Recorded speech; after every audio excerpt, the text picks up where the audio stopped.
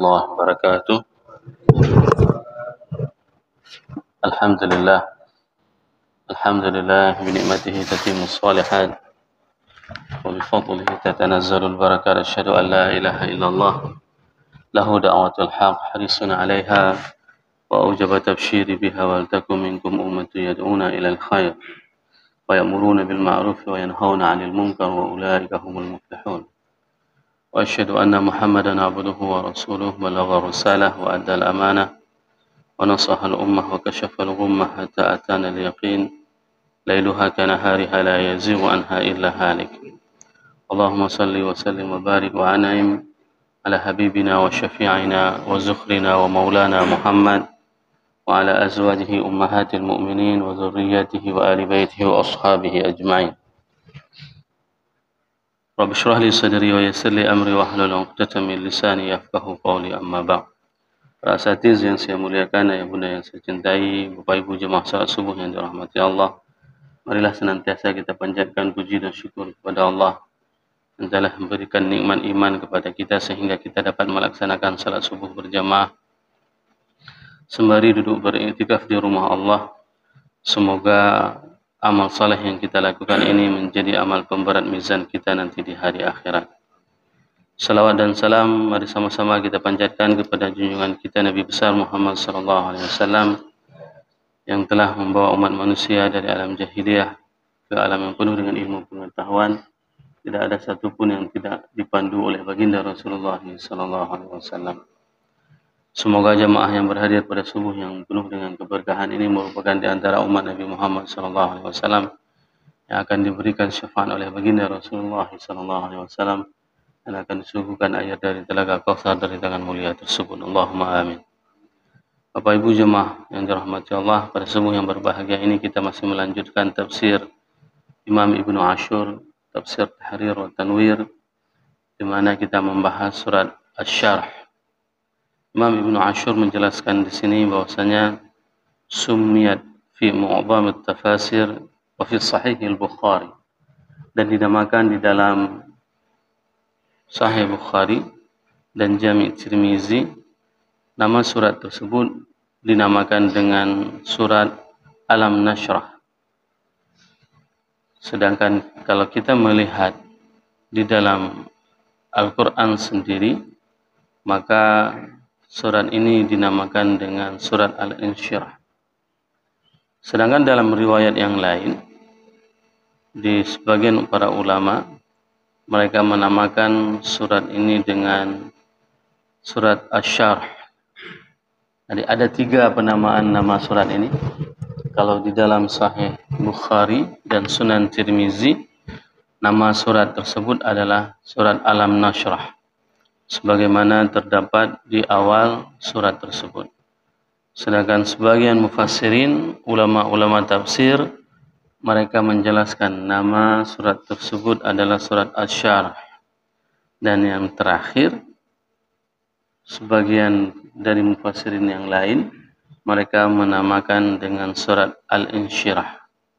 Dan semua para ulama sepakat bahwasanya surat ini diturunkan di Mekah, menandakan di awal-awal perjalanan dakwah Rasulullah SAW, dan ini merupakan surat pada saat penghibur bagi Rasulullah SAW pada saat beliau diberikan beban untuk berdakwah agama ini. Sehingga banyak para ulama dari sisi ulama sufi, mereka mengatakan bahwasanya kalau seandainya kita dalam kegundahan, Bapak Ibu dalam keadaan susah, punya masalah, hatinya tidak tenang, maka bacalah surat ini. Bukan berarti pada saat kita baca surat ini akan bertambah uang kita di tabungan, enggak. Tapi membaca surat ini akan membuat diri kita akan tenang. Di saat kita lagi sedang dalam keadaan gundah, maka kita akan diberikan kemudahan, keringanan. Inilah yang salah satu dianjurkan oleh para ulama bahwasanya setiap Al-Quran, setiap surat Al-Quran itu merupakan terapi bagi penyakit yang ada di dalam tubuh kita. Hanya saja kita tidak tahu.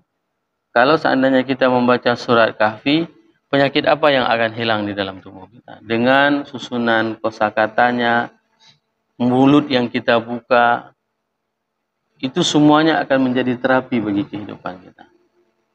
Hal yang sama para ulama mengatakan di sini bahwasanya surat Asy-Syarh tersebut ini merupakan salah satu obat kegundahan pada saat kita sedang mengalami kesusahan. Bapak Ibu jemaah yang dirahmati Allah, Imam Ibnu Asyur di sini menjelaskan firman Allah di mana yang berbunyi A'udzubillahi minasyaitonirrajim, Bismillahirrahmanirrahim. Alam nashrah laka sadrak wa wada'na 'anka wizrak alladhi anqadha dhahrak wa rafa'na laka dzikrak. 4 ayat ini merupakan awal dari penjelasan tafsir Ibnu Asyur ini, di mana Allah berfirman, alam nashrah laka sadrak, bukankah kami telah melapangkan dadamu, wa wada'na 'anka wizrak, dan kami tanggalkan bebanmu, alladzi anqadha dhahrak, yang membuat pundakmu itu terbebani, wa rafa'na laka dzikrak, dan kami angkat engkau pada saat engkau disebutkan. 4 ayat ini merupakan sebuah pembelajaran penting kepada kita, di mana pada saat Allah memulai dengan alam. Alam ini merupakan istifham, pertanyaan. Dan pertanyaan ini dalam bentuk nafi, dalam bentuk pengecualian. Bermakna apa? Bukankah? Nah, pertanyaan ini menunjukkan bahwasanya ini sesuatu yang memang terjadi dan sesuatu itu memang penting. Allah ingin memastikan, bukankah kami telah melapangkan dadamu? Dari segi bahasa, syarh itu adalah faslun ajza'ul lahm ba'dhuha an ba'd, yaitu memisahkan daging, struktur daging antara satu dengan yang lainnya. Jadi dalam bahasa medis, syarh itu adalah operasi besar. Jadi Rasul itu sebenarnya itu pernah dilakukan operasi dada, dibelah dadanya. Coba bayangkan bagaimana kehebatan teknologi yang dimiliki oleh malaikat pada saat membelah dada Rasulullah SAW. Dan inilah yang dinamakan dengan asy-syarh. Ya. Nanti kita akan bacakan riwayat-riwayat bahwasanya Rasul itu memang dibelah dadanya. Wa yutlaqu ala infi'alin nafsi birridha bil hal al-mutalabbasun biha. Dan dari segi maknanya, maka yang dimaksud dengan lapang dada itu adalah ar-ridha bil hal, yaitu kita menerima dengan kondisi apapun yang terjadi sama kita. Ini yang dimaksud dengan makna lapang dada. Lapang dada bukan berarti dada kita itu bertambah ukurannya dari 1 meter menjadi 10 meter. Tidak. Lapang dada itu pada saat sesuatu yang menimpa dengan kita, maka kita tidak akan pernah komplain terhadap kejadian tersebut kepada Allah. Ini yang dimaksud dengan berlapang dada. Sebagaimana hadis dari Anas bin Malik, annahu qala ra'aitu athara syaq fi jildis sadri Nabi sallallahu alaihi wasallam. Ini hadis yang sering saya sampaikan bahwasanya Anas itu melihat Rasul pada saat membuka bajunya, itu dilihat oleh Anas ada bekas jahitan di dada Rasulullah sallallahu alaihi wasallam. Bermakna apa? Dulu Rasul pernah dioperasi, dibelah dadanya. Kapan dibelah dadanya? Riwayat ada yang mengatakan 4 kali Rasul dibelah dadanya. Riwayat ada yang mengatakan Rasul dibelah dadanya 2 kali. Kapan? Pertama sekali di Bani Sa'ad pada saat diasuh oleh ibunda Halimatus Sa'diyah. Nabi Muhammad waktu kecil berumur 4 tahun pada saat sedang bermain-main dengan temannya, maka datang malaikat Jibril lalu mengambil Nabi Muhammad sendiri, dituduri di atas batu, lalu dibelah dadanya. Kawan-kawan sepermainan beliau semuanya terbirit-birit pulang ke kampung halaman, mengatakan, laqad qatala Muhammad, Muhammad telah dibunuh. Ini yang dilihat oleh teman-teman kecil. Pada saat itu Ibunda Halimatus Sa'diyah sangat khawatir akan keberadaan kondisi Nabi Muhammad SAW. Sehingga apa yang beliau lakukan? Beliau membawa pulang Nabi Muhammad ke Mekah untuk diserahkan kepada Ibunda tercinta. Ini proses pertama sekali pada saat Rasul dibelah dadanya. Kenapa Rasul dibelah dada? Karena ada penyakit-penyakit yang ada di dalam hati, di dalam jantung. Kenapa Rasul sendiri mengatakan kita salah menterjemahkan. Sebenarnya yang paling berpengaruh di dalam tubuh kita itu bukan hati. Yang paling berpengaruh dalam tubuh kita itu adalah jantung. Qalbun itu maknanya adalah jantung, bukan hati. Kalau hati, bahasa Arabnya kibdun. Kibdun itu dalam bahasa Inggris namanya liver. Dan fungsinya juga berbeda. Dia hanya sebagai netralisi racun kalau hati. Tapi kalau jantung, dia pompa darah. Sehingga hadis Rasul apabila segumpal daging tersebut baik, maka baiklah seluruh tubuhnya. Nah, kalau seandainya jantung itu enggak dipompa lagi, maka tubuh itu akan mati. Kita sering salah dalam menterjemahkan. Kita menterjemahkan qalbun itu dengan hati. Padahal qalbun itu adalah jantung. Dan ini dibuktikan dalam bahasa panggilan sehari-hari. Jantung bunda, wahai anakku jantung ibu. Nah, ditambah lagi kalau bahasa orang Aceh, boh hati, jantung hati, katanya seperti itu. Dilengketkan kedua-dua alat tubuh organ tersebut, sehingga organ tubuh tersebut merupakan organ tubuh yang penting di dalam tubuh kita. Dan Rasul SAW itu dibelah dadanya. Dan riwayat yang kedua di dalam Sahih Bukhari bahwasanya hadis dari Abi Dzar annahu kana 'indal mi'raj ila as-sama. Pada saat Rasulullah SAW dihibur setelah meninggal pamannya Abu Talib, setelah meninggal istri tercintanya Khadijah dan pulang dari Taif, diusir dari Taif, maka Rasul dihibur oleh Allah. Itu puncak keterpurukannya. Kenapa? Itu beban yang paling berat. Pada saat Allah memerintahkan kepada Rasulullah untuk berdakwah dan tidak ada yang mau menerima dakwah Rasul di Mekah. Kecuali 81 orang. 13 tahun Rasul berdakwah, hanya 81 orang. Dan pada saat itu Rasul diajak untuk berliburan. Kalau kita liburan di akhir tahun ini, kalau Rasul dibawa liburan sama malaikat oleh Allah ke langit. Nah, sebelum beliau dibawa liburan, dibawa dalam perjalanan, maka beliau dibelah dadanya. Dicuci dadanya dengan bejana emas. Dan itu terjadi menurut riwayat di Hijir. Orang Indonesia mengatakan Hijir Ismail. Nah, tapi dalam hadis namanya Hijir, bukan Hijir Ismail. Ini riwayat yang kedua, sebagaimana yang disampaikan dalam hadis Abi Dzar. Bapak Ibu jamaah yang dirahmati Allah, di sini Imam Ibnu Ashur menjelaskan makna wizrak, wal makna anna Allah azala anhu kullu ma kana yatakharraj minhu min 'adati ahli al-jahiliyah. Bahwasanya Allah menanggalkan semua tabiat ahli-ahli jahiliyah kepada baginda Rasulullah SAW. Orang-orang jahiliyah, mereka itu mabuk-mabukan, maka Rasul itu dihilangkan. Itu yang dimaksud dengan makna wizrak. Allah meninggalkan, Allah menghapuskan semua perilaku jahiliyah yang ada pada Nabi Muhammad SAW, sehingga Nabi itu tidak pernah melakukan perbuatan-perbuatan yang dilakukan oleh orang-orang jahiliyah. Nabi tidak pernah berzina. Nabi tidak pernah melakukan kemaksiatan apapun. Sehingga apa?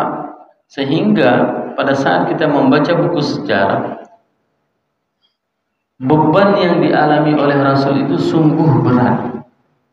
Bayangkan di umur 25 tahun Rasulullah SAW menikahi Ibunda Khadijah, dan di dalam riwayat yang sahih, Ibunda Khadijah bukan berumur 40 tahun, tapi 29 tahun. Itu riwayat yang sahih. Walaupun riwayat yang masyhur itu dikatakan Ibunda Khadijah berumur 40 tahun. Bayangkan seorang janda cantik, jelita, kaya raya dan muda. Ini kondisi Ibunda Khadijah pada saat menikah dengan Rasulullah SAW. Dari mana kita ketahui beban dakwah itu berat? Dari pernyataan Ibunda Khadijah. Pada saat datang malaikat menyampaikan wahyu kepada Nabi Muhammad, maka Nabi Muhammad khawatir sungguh luar biasa. Maka pada saat itu Ibunda Khadijah mengatakan kepada Rasulullah, "Wahai suamiku tercinta, ini tidak mungkin sesuatu yang buruk denganmu. Kenapa? Karena engkau orang yang baik." Bagaimana kebaikan Rasulullah SAW? Ada orang yang datang ke Rasul menyampaikan keluh kesahnya, itu bukan hanya menyelesaikan, bukan hanya didengar, bukan hanya ditampung, tapi diberikan solusi. Datang orang, "Wahai Muhammad, aku ini sudah punya utangku nggak bisa kubayar." Kalau kita kan cuma mendengarkan, menjadi pendengar yang budiman. Ya, sama juga, aku juga jadi banyak masalah. Nabi Muhammad enggak. Begitu ada orang yang menceritakan tentang hutangnya, lalu Rasul mengambil harta, memberikan kepada orang tersebut. Itu sebelum jadi Rasul. Sebelum menjadi Rasul, beliau sudah seperti itu. Nah, coba bayangkan bagaimana mulianya akhlak baginda Rasulullah SAW. Sehingga di dalam ayat ini dipertegaskan bahwasanya wa wada'na 'anka wizrak, maka dilepasi semua dari perilaku jahiliyah yang ada pada saat itu, sehingga Rasul tidak pernah melakukan apapun yang membuat Rasul itu tercela. Sehingga Rasul itu dikenal dengan Al-Amin. Bahkan di dalam banyak riwayat itu dijelaskan pada saat beliau mau hijrah ke Madinah, beliau memanggil Ali radhiyallahu anhu. "Wahai Ali, si fulan ada menitip harta kepadaku. Si fulan ada menitip harta kepadaku. Si fulan ada menitip harta kepadaku." Kendati mereka tidak mempercayai baginda Rasulullah SAW sebagai nabi, sebagai utusan Allah, tapi mereka mempercayai hartanya kepada baginda Rasulullah SAW. Karena beliau Al-Amin. Karena beliau adalah orang yang paling aman, orang yang paling amanah. Bapak Ibu jemaah yang dirahmati Allah, selanjutnya Imam Ibnu Ashur menjelaskan tentang kata-kata warafa az-zikrul majazi fil ilhamin nas li'anna dzikruhu bi khair wa dzalika bi ijadil asbab tilka as-sam'ah hatta yatahaddatsu bihan nas.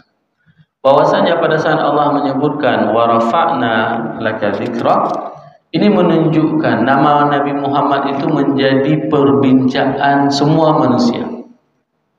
Bayangkan 1400 tahun beliau sudah tidak ada, tapi nama beliau masih menjadi pembicaraan.